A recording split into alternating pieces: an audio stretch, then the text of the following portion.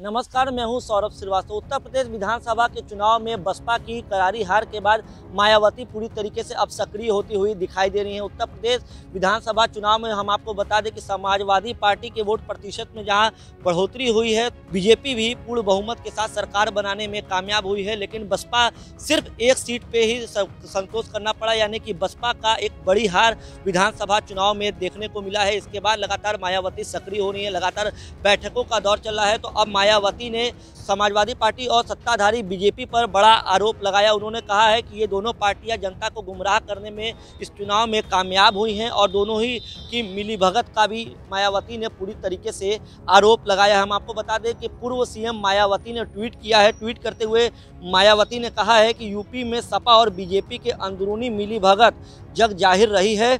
इन्होंने विधानसभा आम चुनाव को भी हिंदू मुस्लिम कराकर यहां भय और आतंक का माहौल बनाया, जिससे खासकर मुस्लिम समाज गुमराह हुआ और सपा को एक तरफा वोट देने की भारी भूल की, जिसको सुधार कर रही बीजेपी को यहां हराना संभव हुआ है। तो मायावती पूरी तरीके से बीजेपी और सपा पर मिलीभगत का आरोप लगाया है। उन्होंने ये कहा है कि मुस्लिमों को लेकर के एक तरीके से माहौल बनाया गया, जिसका पूरा फायदा समाजवादी पार्टी को हुआ, जिसके चलते उत्तर प्रदेश के विधानसभा चुनाव में उनके वोट प्रतिशत में बढ़ोतरी हुई।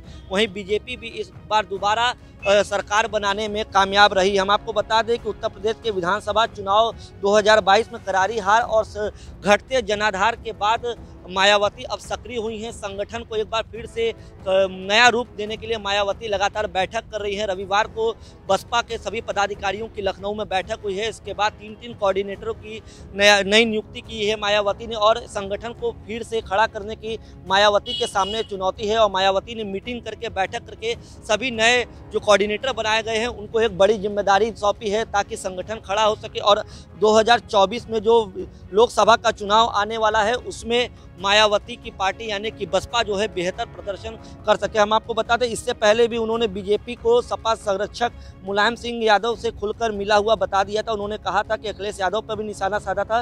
विधानसभा चुनाव में जो परिणाम सामने आए हैं बसपा के लिए पक्ष में वो नहीं है, क्योंकि बसपा का एक समय में उत्तर प्रदेश में सरकार हुआ करती थी मायावती की, लेकिन जिस तरीके से सिर्फ एक सीट 2022 के विधानसभा चुनाव में आई है, उससे मायावती जो है पूरी तरीके से अब सक्रिय, जितना चुनाव के पहले ये भी कह सकते हैं कि जितना चुनाव के पहले मायावती सक्रिय नजर नहीं आ रही थी, क्योंकि सबसे लेट वो जनसभा करना शुरू की।